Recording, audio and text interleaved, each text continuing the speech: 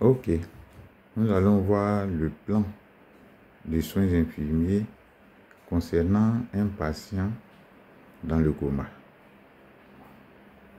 En grand 1,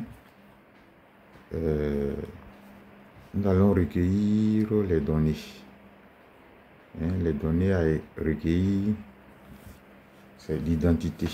Il faut connaître l'âge, le sexe, les antécédents familiaux.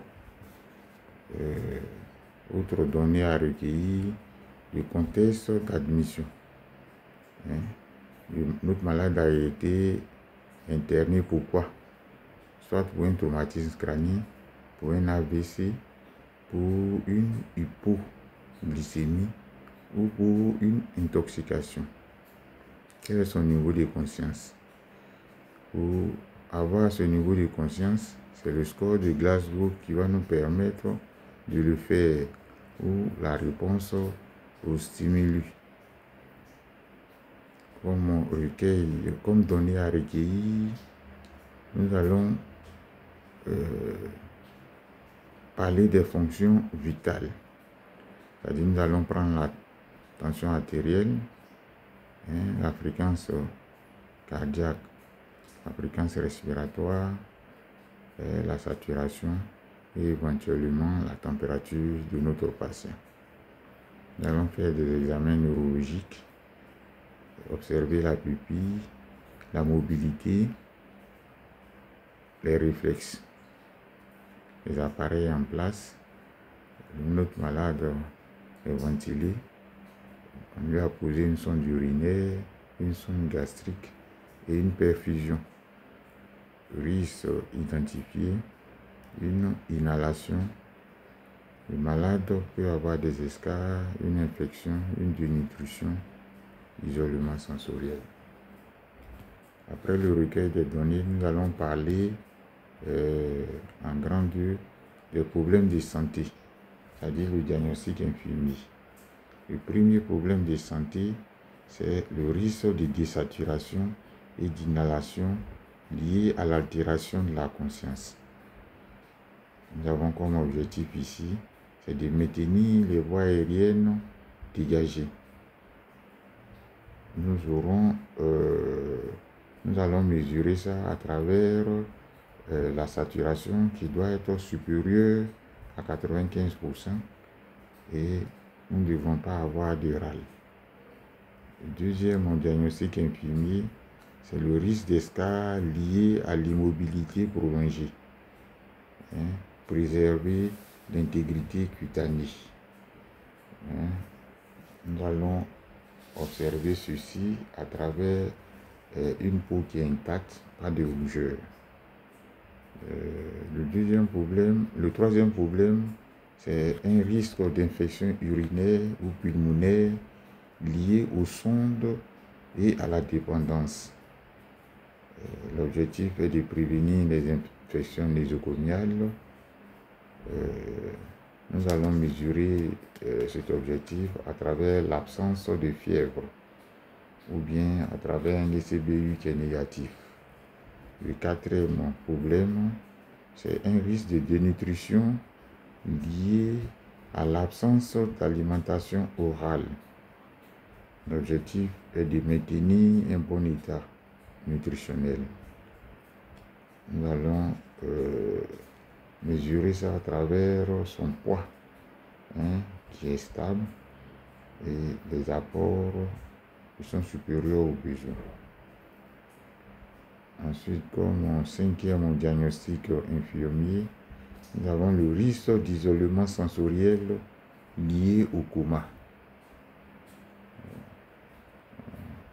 Lié au coma, comme objectif, nous devons stimuler les sens de façon adaptée et avoir une réaction motrice ou les signes de l'EEG.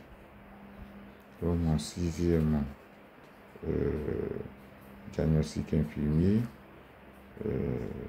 c'est le risque de constipation lié à l'immobilité et à la nutrition entérale.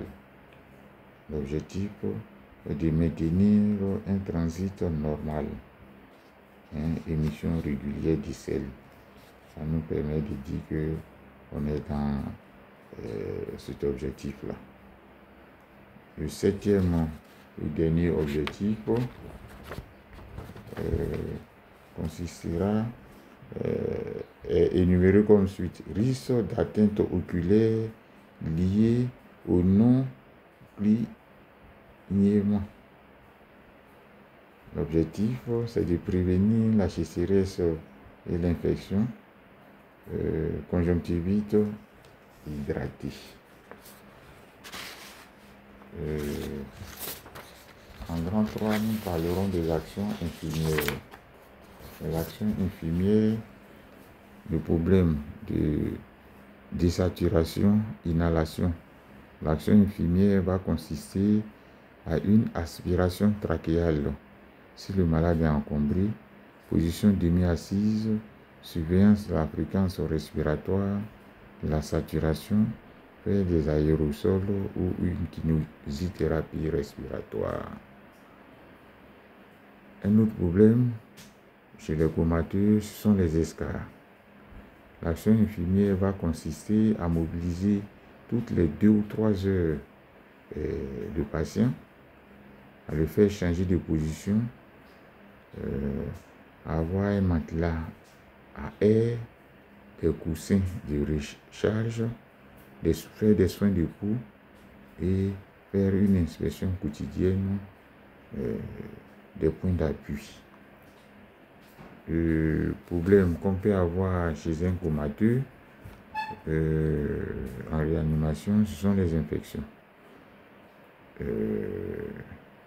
L'action infirmière va consister à une hygiène rigoureuse, lavage des mains, soin des sondes, surveillance de la température,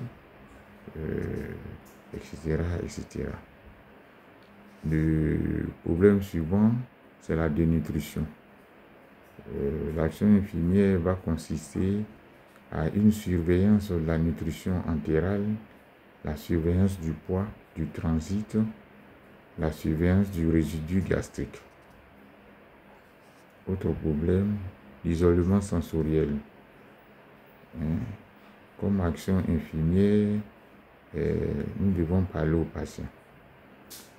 Faire des touchés doux ou voir des proches, musique douce, faire écouter de la musique douce.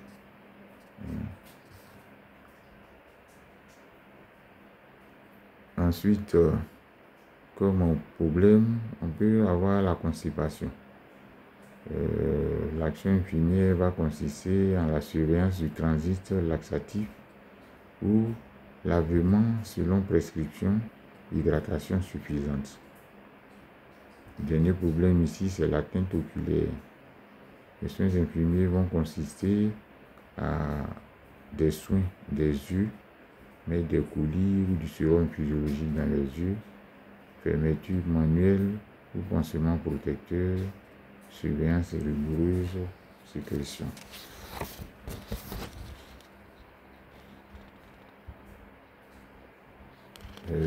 Nous allons faire l'évaluation. L'évaluation va consister à est-ce que notre objectif est atteint et la ventilation correcte.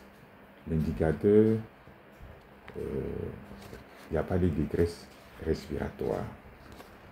La saturation en oxygène est supérieure à 95%. La peau est préservée. Ça, c'est les objectifs qu'on veut atteindre. Absence de plaies ou de rougeur. Aucune infection. Température inférieure à 38 degrés. Examen normal. Apport suffisant. Le poids est stable. État nutritionnel correct. Transit maintenu. Émission régulière de sel. Stimulation efficace. Réaction observée. Pas d'agitation. Les yeux protégés. Pas de conjonctivite ou d'ulcération. Merci de votre aimable attention.